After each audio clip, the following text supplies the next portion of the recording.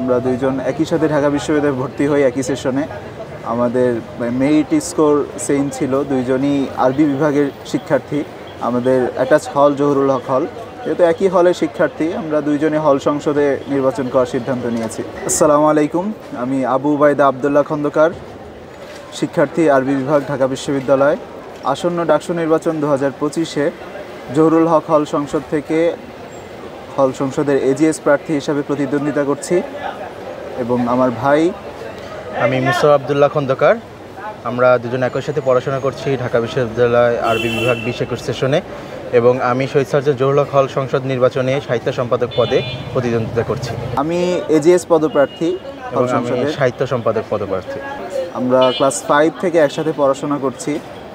এরপরে JDC, SSC, HSC সবগুলো আমরা একসাথে পরীক্ষা দিয়েছি। আমাদের বিশ্ববিদ্যালয়ে ভর্তি হয় একসাথে। বিশ্ববিদ্যালয়ে ভর্তির পর থেকে বিভিন্ন শিক্ষার্থী বান্ধব কাজ এবং শিক্ষার্থীদের পক্ষ হয়ে বিভিন্ন আন্দোলনে আমরা অংশগ্রহণ করেছি একসাথে।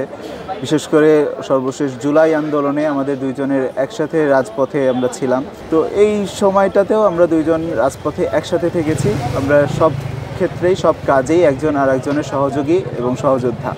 শিক্ষার্থী বান্ধব কাজের সাথে যুক্ত ছিলাম। আমার ভাই ক্লাবিং করে, ও হল কুইজ ক্লাবের সভাপতি, এবং আমি ছাত্র রাজনীতির সাথে যুক্ত আছি। তো শিক্ষার্থী বান্ধব এসব কাজে যুক্ত থাকার কারণে আমাদের শুভাকাঙ্ক্ষী এবং আমাদের পরিচিত জন যারা আছেন তারাই মূলত আমাদের অনুপ্রেরণা জুগিয়েছেন যেন আমরা শিক্ষার্থীদের জন্য কাজ করতে পারি এবং হল সংসদের একজন প্রতিনিধি হিসাবে তাদের জন্য, তাদের মুখপাত্র হয়ে আমরা কথা বলতে পারি, তাদের পক্ষে কাজ করতে পারি। তো এজিএস পদের জন্য কোনো নির্দিষ্ট সেক্টর নাই। আমরা হলে শিক্ষার্থীদের যতগুলো প্রয়োজন আছে, যতগুলো ক্ষেত্রে তাদের হয়ে কথা বলা প্রয়োজন, প্রত্যেকটা ক্ষেত্রে আমি কাজ করব ইনশাআল্লাহ। বিশেষ করে আমার প্রধানতম ইশতেহার হবে আমি হলের প্রত্যেকটি সেক্টরকে, হলের প্রত্যেকটা অথরিটি, হল প্রশাসন, হলের কর্মচারী যারা আছে বা স্বাস্থ্যসেবক, ক্যান্টিনের মালিক যারা আছে, দোকান মালিক যারা আছে, সবগুলো অথরিটিকে শিক্ষার্থীদের স্বার্থ রক্ষায় কাজ করতে বাধ্য করা। আমরা দেখেছি যে আমাদের হলের ক্যান্টিন বা আমাদের যে ইনস্টিটিউটগুলোর ক্যান্টিনগুলো আছে এগুলো ইজারা দেওয়া হয়। তারা এটাকে একটা ব্যবসায়িক প্রতিষ্ঠান হিসাবে তৈরি করেছে।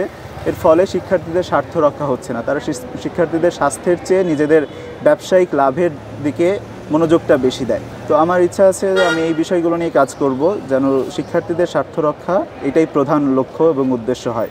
এছাড়াও আমার আরেকটা উদ্দেশ্য হচ্ছে হল সংসদকে, জহুরুল হক হল সংসদকে কোনোভাবেই যেন দলীয়করণ করা না যায়, আমি এই দিকটি খেয়াল রাখবো। কেননা যদি হল অথরিটি সেটা দলীয়করণ হয় সেটা কখনোই স্বাধীনভাবে কাজ করতে পারবে না। তো আমি চাইবো হল অথরিটি সবসময় দলীয় প্রভাব মুক্ত হয়ে স্বাধীনভাবে শিক্ষার্থীদের জন্য কাজ করুক। এবং আমি সাহিত্য সম্পাদক পদে যেহেতু প্রতিদ্বন্দ্বিতা করছি, আমি চেষ্টা করব আমাদের হলের শিক্ষার্থীরা যারা এতদিন সাহিত্য নিয়ে বা বিভিন্ন ক্লাবিং বা এক্সট্রা কারিকুলার অ্যাক্টিভিটিস এগুলো নিয়ে কাজ করতে পারেনি, তারা যাতে ব্যাপারে অনুপ্রেরণা পায় এবং কাজগুলো ঠিকভাবে করতে পারে, তাদের একটা প্ল্যাটফর্ম খুব ভালোভাবে তৈরি করে দেওয়ার জন্য আমি চেষ্টা করে যাব।